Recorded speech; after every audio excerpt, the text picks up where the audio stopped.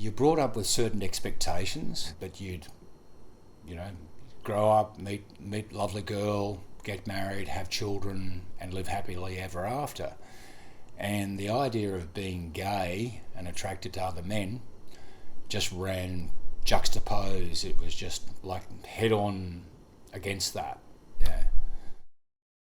If I had any recollections or thoughts that I buried them, very much buried them.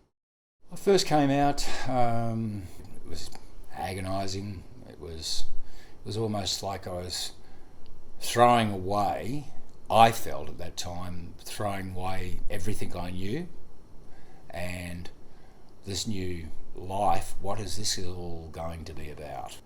I think the hurt and the rejection that my wife felt, that really hit me. We were friends since I was 16 years of age. There was a patch where she didn't want to know me, I didn't want to know her, probably just a lot of angst and disappointment on her part, and that hurt me because I knew that we were friends deep down. A good friend of mine was a doctor, and one day at his office when I was seeing him on business, he closed his door and said to me, "What's going on? What's happening, Philip?" I said, "Mark, I'm just going through a separation, divorce. It's a terrible time. It's like lots of other fellas go through the same thing." He said, no, it's more than just that. He said, "Be honest with me."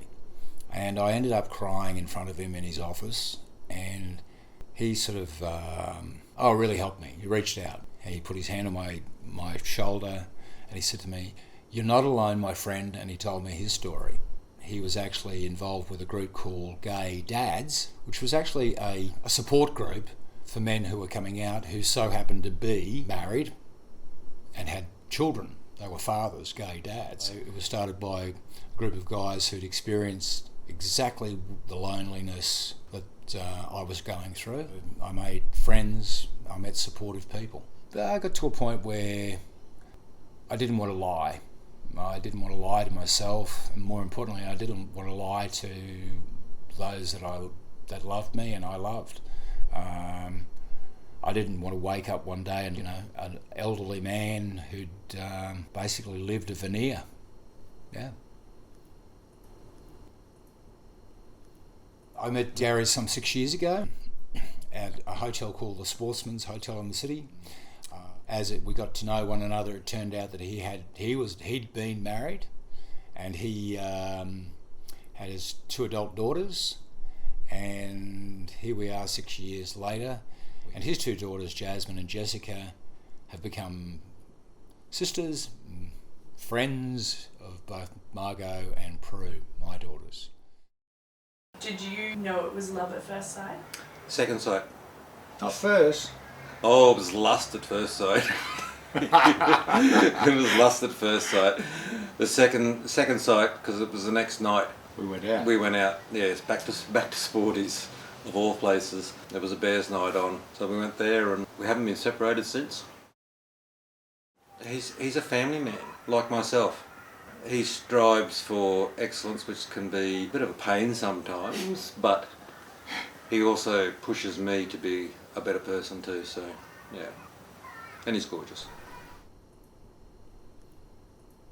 It's been a happy blending, to the point where my former wife, Janine, regards him as a brotherly figure.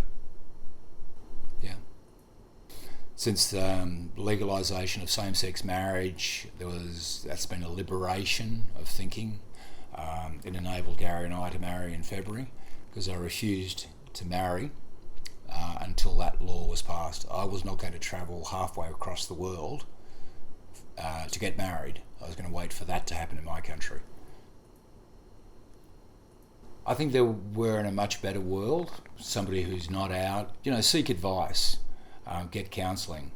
Don't bottle it up, don't hide it. It's okay to be gay. It's okay to be who you are. And there's help there now, which is great.